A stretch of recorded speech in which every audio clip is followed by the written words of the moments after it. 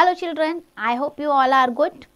Today we are going to discuss the other topic of SST from Geography chapter number 18 Natural Resources. और Natural Resources में आज हम discuss करेंगे plants and wildlife. So basically as the name suggests, in this chapter we are going to understand the variety of the plants and wildlife, their importance and why do we need to conserve them. So what we have studied about the lithosphere, hydrosphere and atmosphere. The narrow zone where these three domains meet, lithosphere, hydrosphere and atmosphere. That zone is known as biosphere. Bio means life. तो जहाँ पे ये तीनों चीजें मिलती हैं वहाँ पे life होगी. So it is a domain that support the vegetation and life. सो अगर हम बात करते हैं ना अपने इकोसिस्टम की, सो वो हमें बायोस्फीयर में मिलेगा. Plants and animals in a particular area, they are interlinked and interdependent on each other.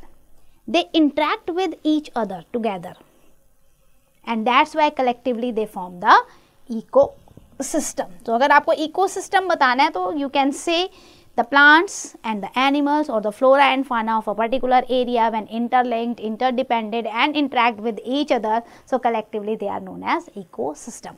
Ecosystem is influenced by the many factors like climate हो गया आपका. climate में भी अगर हम बात करते हैं तो temperature, humidity, availability of water, wind and rainfall. इसके बाद आपका आता है relief feature. इस पे भी आपका जो ecosystem है depend करता है कि आपका रिलीफ फीचर कैसा है. माउंटेनियस है, प्लेन है, प्लेट्यू है, डेजर्ट है. Soil and human factor, these also affect the ecosystem. Man has become a dominant force to affect the ecosystem. Natural तो फैक्टर्स जो हैं ही हैं, लेकिन आजकल जो मैन ह्यूमन फैक्टर जो है ना वो डोमिनेंस होता जा रहा है, जिसकी वजह से मैसिव चेंज आ रहे हैं हमारे natural resources specially plants and wild life में. अब होता क्या है बेटा, the human being is creating lots of damage to the environment because of their advancement technology which they are not using in the planned manner. Advancement in the field of science and technology, man has exploited the all domains of earth, including the biosphere. और क्यों उसने exploit किया है? For only and only its own benefit. So many of his tasks has proved very, very dangerous and negative to the ecosystem. Natural vegetation and wildlife are very, very valuable resources for us. So we need to understand their importance. सबसे पहले बात करते हैं हम note पे term flora and fauna. They are together use for the natural vegetation and animal. Flora means आपकी plant kingdom and fauna means आपका animal kingdom. So ये आपके कलेक्टिवली हो गए natural vegetation and animals. Now moving to the natural vegetation. Natural vegetation as the name suggest the vegetation which is growing without any interference of the human. They grown of its own with the natural forces. All living beings depend on the food directly or indirectly on the natural vegetation. Types of natural vegetation of a particular place depends on the several factors. इस area में कैसी natural vegetation होगी, इसमें बहुत सारे factor आते हैं. Specially temperature and moisture, ये दो इंपॉर्टेंट फैक्टर है for the growth of natural vegetation. Big trees जो होते हैं ना बेटा, वो ऐसी एरिया में होते हैं जहाँ पे हैवी रेनफॉल हो. लाइक अगर आप देखोगे ना एवरग्रीन फॉरेस्ट जो होते हैं वहाँ पे 60 मीटर तक हाइट चली जाती है ट्रीज की, क्योंकि they receive more than 200 centimetre rainfall annually. Size of tree reduces with the reduction of amount of rainfall. अब शॉर्ट स्टर्न ट्रीज जो हैं या ग्रासेस हैं वो आपको वहाँ पे मिलेंगी जहाँ पे मॉडरेट रेनफॉल होगी, not extreme not less, with the grasslands are formed. Thorny scrubs और श्रब्स आपको मिलेंगे ड्राई रीजन में जहाँ रेनफॉल बहुत ही कम है, डेफिशिएंट है. So in such area plants have deep roots to penetrate the water from the ground. Their leaves are thorny, waxy surface होता है ताकि इवेपोरेशन को या ट्रांसपिरेशन को वो थोड़ा सा रिड्यूस कर सकें. The major vegetation types which found in the world, they can be classified as the forest, then grasses, then scrubs and after that tundra. इस तरीके से हम वेजिटेशंस को क्लासीफाई कर सकते हैं. Plants and trees are main components of forest. ये हमेशा याद रखना, हम फॉरेस्ट की बात करते हैं तो हमारे दिमाग में आता है plants and trees. Now grasses constitute grasses as well as some plants like bamboo. Scrubs की अगर हम बात करें तो इसमें स्मॉल स्मॉल बुशेस आते हैं और ट्रीज आते हैं. टुंड्रा वेजिटेशन की अगर हम बात करते हैं, सो जो टुंड्रा रीजन में आपको, जो टुंड्रा आपका ना वेरी कोल्ड रीजन है, तो वहाँ पे जो वेजिटेशन मिलती है लाइक लिचन हो गए, मॉसेस हो गए, उनको हम कहते हैं टुंड्रा वेजिटेशन. फॉरेस्ट की बात करते हैं, so plants are very very useful for our survival as they provide the several products and services. Plants क्या देते हैं हमें? Food, timber, medicine, several other forest products. They provide the shelter and shade to the wildlife also. है ना, जितनी भी wild life है उन्हें प्रोटेक्शन तो फॉरेस्ट ही दे रहे हैं. फिर जो ये फॉरेस्ट हैं, ये जो प्लांट्स हैं, ये हमें हमारी सॉइल इरोजन को भी रोकते हैं. They check the water current, helps in the seepage of the water. Ground water को increase करने में help करते हैं. They produce the oxygen also, which is very very essential for human being survival.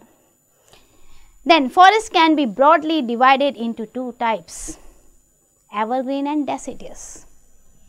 दो टाइप हम इसे categorize कर रहे हैं. Evergreen, they do not shed their leaves at a fixed or particular time. They shed only some leaves at one time. इसलिए हमेशा वो evergreen नज़र आते हैं. उनका कोई particular fixed time नहीं है कि इस टाइम पे सारा पेड़ जो है अपनी पत्तियों को गिरा देगा. नो, कुछ पत्तियाँ गिरती हैं, कुछ आती हैं, कुछ जाती हैं, तो इसलिए ये evergreen दिखता है. They are having the broad leaves which grow into the hot and humid climates. But of course they are having the needle shaped and conical leaves in cold climates. इतनी ज़्यादा निडल शेप होती है ना, अगर आप उन्हें प्यार से टच करोगे दूर से आपको इतनी ग्रीन नजर आती है कि it will cut your finger also. On the other hand अगर आप डेसिडियस फॉरेस्ट में जाते हो, so deciduous forest trees are having the special time to shed their leaves for a 6 to 8 week in a year. Dry season में specially सारी पत्तियां गिर जाती हैं उनकी. And have the broad leaves generally. आप वर्ड में देख सकते हो, आपको ये में दिया हुआ है किस टाइप की वेजिटेशन कहाँ पे आपको मिल रही है. Now we will discuss about the important types of the forest and the trees found there. So that has been given in your chart. You can see evergreen forest, tropical evergreen forest की बात करें बेटा तो ये forest मिलते हैं where the annual rainfall is more than 200 centimeter. And the trees found here are the mahogany, rosewood, rubber, bamboo, ebony, sandalwood, etc.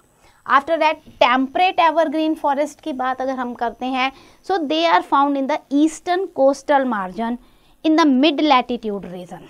तो यहाँ पे आपको जो ट्री मिलेंगे oak, pine, mulberry, eucalyptus, camphor, bamboo etcetera. Then Mediterranean forest की बात करेंगे. So as the name had been given to you, Mediterranean forest found near by the Mediterranean sea and the other region having a similar climate. यहाँ पे आपको tree जो मिलेंगे olive, oak, fig, pine, fir, cedar, citrus etcetera. Coniferous forest की बात करते हैं. So they are found at the high altitude about 1500 to 2000 meter height. Here you will find the pine, kedar, silver trees, hemlock, fir, spruce, devdar trees, etc. Now moving to the other type of forest, that is the deciduous forest. और deciduous forest में you will find the tropical deciduous forest. They will find in the subtropical area. And the trees are there: teak, sal, sandalwood, acacia, eucalyptus, etc. Then temperate deciduous forest की बात करें, सो जो temperate coastal region होता है वहाँ पे ये मिलते हैं और इनमें जो ट्री होते हैं redwood, poplar, ash, beech, cedar, birch etcetera. Now moving to the distribution of forest in India. India में किस टाइप के फॉरेस्ट मिलते हैं और कहाँ मिलते हैं? Because India is having the different type of physical feature, different types of climate, soil, altitude etcetera. So different forest are also found. सबसे पहले आते हैं tropical evergreen forest. They are found at the Western Ghat and the north eastern part of the country. You can see here tropical evergreen forest with the light parrot green colour. So north eastern part ये आप देख रहे हो बेटा, ये आपका tropical evergreen forest है. Then आपको दिया हुआ है Western Ghat. So this is your Western Ghat. Here you can see. Now tropical deciduous forest की बात करें, it is also known as monsoon forest and they are found at the lower place. Lower slope होता है ना थोड़ा सा, और जैसे ये माउंटेन होता है तो इसका जो फुट हिल होता है यहाँ पर आपको मिलेंगे हिमालयस में. Part of waste Bengal, Madhya Pradesh, Chhattisgarh, Jharkhand, Orissa, Bihar, Andhra, Karnataka, Tamil Nadu में भी आपको ट्रॉपिकल डेसिडियस फॉरेस्ट मिलेंगे. You can C the map of India, you will find the mostly tropical deciduous forests are found in India. This whole yellow color depict the deciduous forest. Okay. Then thorny forest we are having found in the dry part of the country, including the western Rajasthan, Rann of Kutch in Gujarat, Ladakh. So these are that brown color, this light skin color you can see. That is your thorny forest.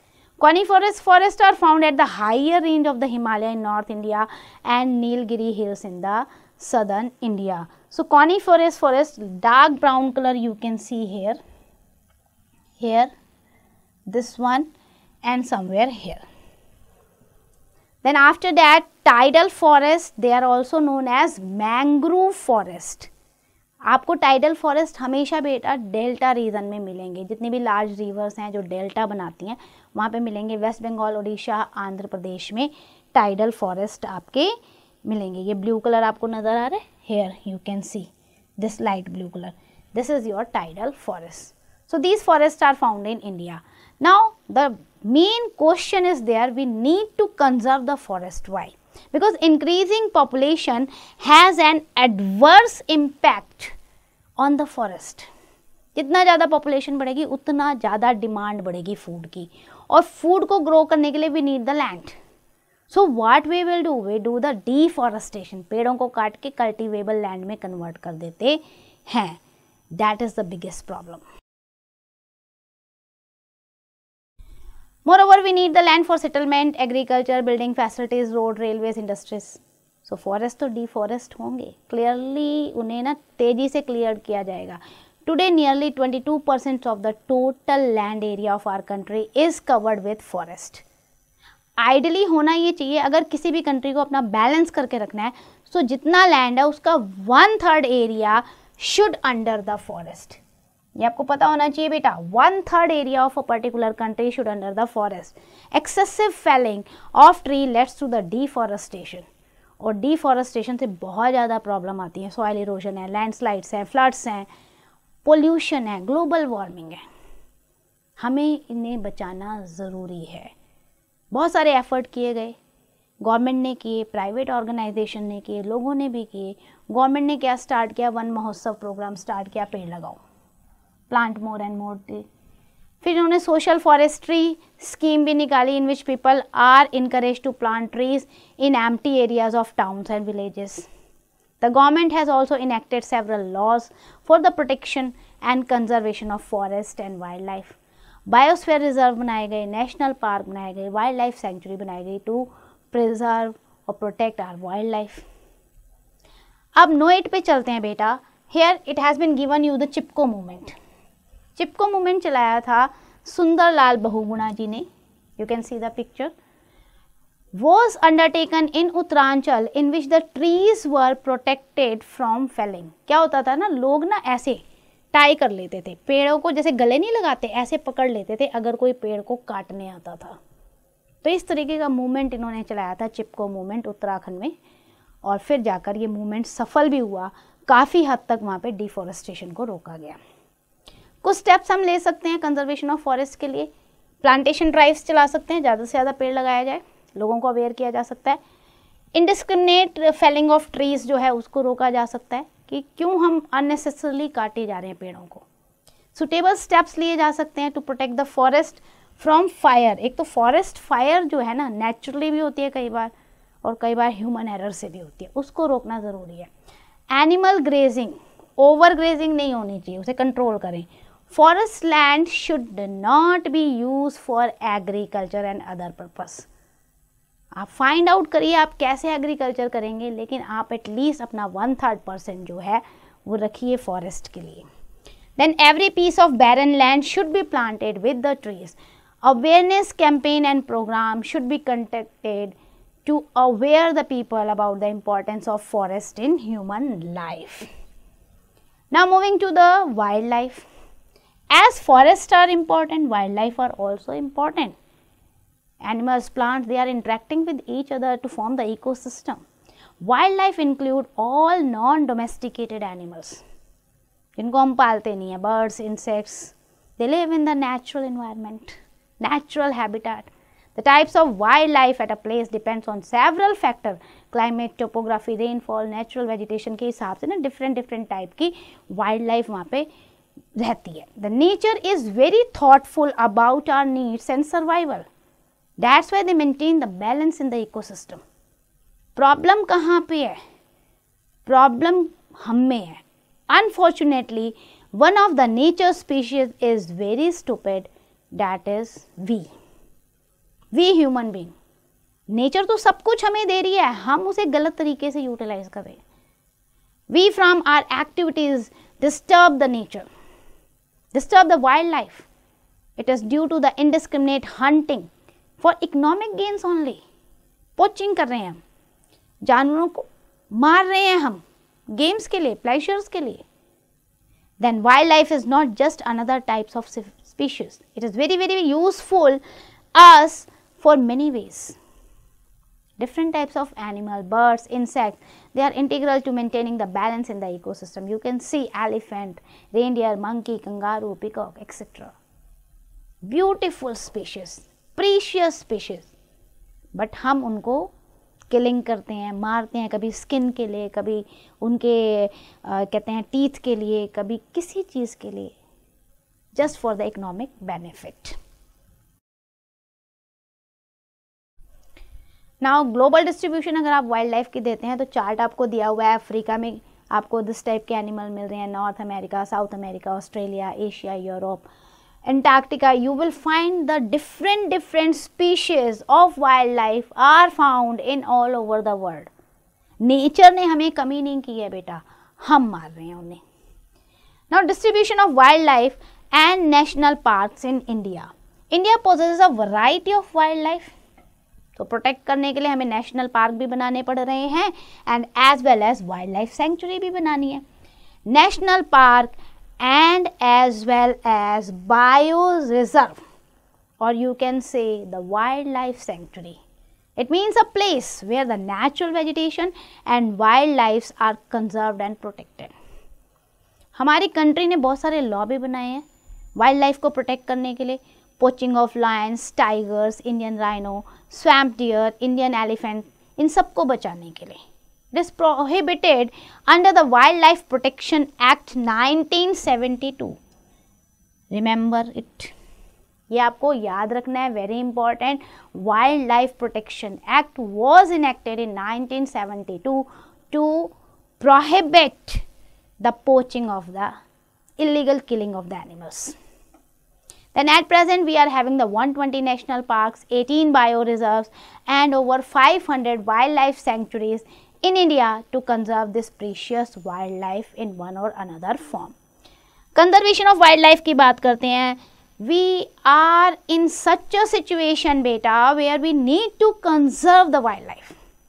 Serious effort हमें करने पड़ेंगे because many of the species are on the verge of extinction. अब बहुत तो हमने extinct भी कर दी हैं. In addition to conserve forest and habitats of different animal, we can take the following steps. Number 1, the government should regulate whenever the forest land is needed for any projects like roads or settlement. ये check करके proper planning से government को utilise करना चाहिए कि forest की ज़मीन पे नहीं बनाना है हमें कुछ भी. Adequate legal steps should be introduced by which illegal poaching of animals can be prohibited. ये illegal selling और killing होती है ना, उसे बैन किया जाए. There should be very strict provision forbidding the hunting of rare and endangered animals. Lion, tigers, peacock, cheetah, bustard, black buck, snow leopard, python, इनको strictly रोकना पड़ेगा मारने से। Wild animals are mainly poached, why? Illegal smuggling उनकी क्यों होती है, illegal killing क्यों होती है? उनके बॉडी पार्ट्स के लिए, बहुत हाई रेट में बिकते हैं। This product must be prohibited with the provision of rigorous punishment. Elephant को हम क्यों मार देते हैं? सिर्फ उसके दांत के लिए। वन हॉर्न राइनो को क्यों मारते हैं? सिर्फ उसके, कहते हैं ना वन हॉर्न, उसके हॉर्न के लिए। National park and sanctuaries should be established to conserve this rare species. Awareness program should be conducted or launched at a regular interval for this purpose. So balance in the environment can be maintained only when the relative number of wild species, forest and other factors are not disturbed. So there is a need to take the proper steps to conserve the forest and as well as the wildlife. Now let's do the quick revision what we have discussed in this chapter. सबसे पहले हमने discuss किया था life thrives in biosphere. Bio means life. Plants and animals together form the ecosystem. Major vegetation types हमने discuss की थी कि forest, grasses, scrubs और टुंड्रा होती है। फॉरेस्ट को हमने डिवाइड किया था एवरग्रीन और डेसिडियस में। इंडिया में अगर हमने देखा तो क्लासीफाई किया tropical evergreen forest, tropical deciduous forest, thorny forest, coniferous forest and tidal forest. Then we have discuss it is very important for our own good that forest should be convert. ये हमारे लिए है, forest के लिए नहीं है, हमारे benefit के लिए कि हम उन्हें कंजर्व करना है। Large variety of wild life is found in the world and as well as in India. India is a mega diversity country. Then we have discussed national park, wildlife sanctuaries and tigers reserve have been made in India for conservation of wildlife. So that's end for the chapter. I hope you understand each and every topic. Now it's your turn. Do the exercise carefully.